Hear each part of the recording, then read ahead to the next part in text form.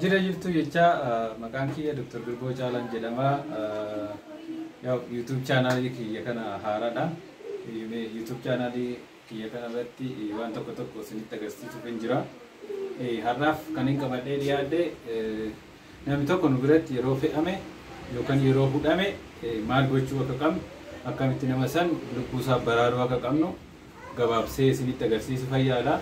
Akkuma beekamu hawaasa wajjin jiraannu keessatti namni tokko nyaatanis ta'ee waan biraatiin hudhamee nu biratti duusaa jiraachuu danda'a. Kan immoo du'ee beekus ni jira.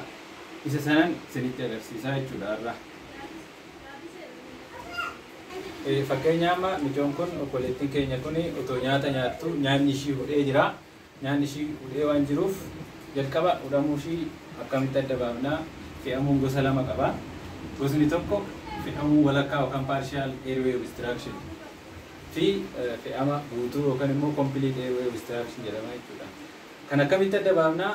Mijoon kun amma fe'amtee yoo haasa'uu dandeesse partial airway obstruction yookaan immoo fe'amni mijoo kana daandii qilleensaa ishii guutummaan guutuutti waan hin cufaminiif homaa gochuun hin barbaachisu jechuudha. Namni sun akka kufaa'u naannatti himnee yoo kufee hin bahaafi jechuudha. Garuu guutummaatti yoo hudhamte yookaan complete airway obstruction isa jennu san yoo qabaatte saniif jechuudha kan nuti waan amma isinitti agarsiisu abdominal thrust yookaan immoo kan kana isinitti agarsiisu kun jechuudha.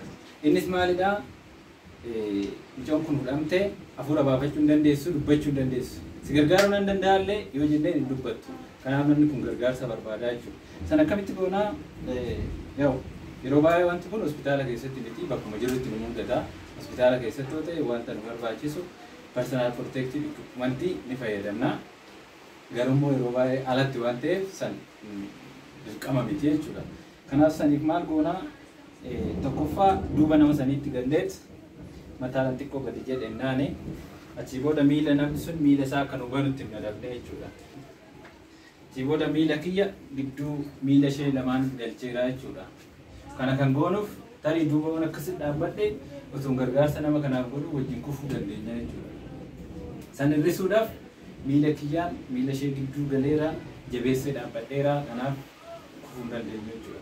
Ulkaasin jedhama. Akka kanatti harka ollaa kaasti jechuudha. Booddee gabaabsee isinitti agarsiisa amma akka isinii galu.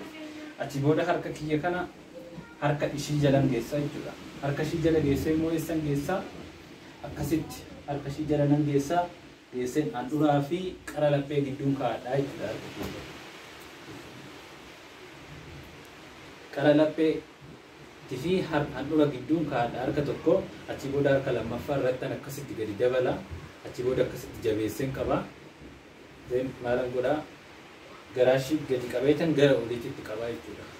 San maaliif goonaa? Daandii dhiibban qilleensaa karaa somba keessa jiru akka dhiibbaa garaacha irratti uumu kana gadi ta'ee wanti mijoo kana hudhe sun akka bahuufi jechuudha. Kanaaf asitti qabee booda akkasitti gara keessattii fi olitti gara keessatti just like this akka kanatti jechuudha. Akkasumas yeroo shan goonaa jechuudha. Akkas yeroo shan goonee achi booda laalla. Yoo baheef yoo bahuufi baate immoo isteeppii itti aanutti dabarraa jechuudha. Isteeppii itti aanu immoo inni fuulduratti namni kun akka nu gadi jedhu goona akka kanatti. Achi booda lafee kana gidduu lafee qomaa kana gidduu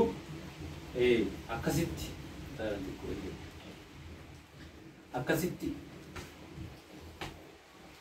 yeroo shan irru kunnaa jechuudha. Akkasitti akkuma qabnetti jechuudha. Achi booda amma kana kan goonu ammas hamma wanti sun bahutti jechuudha.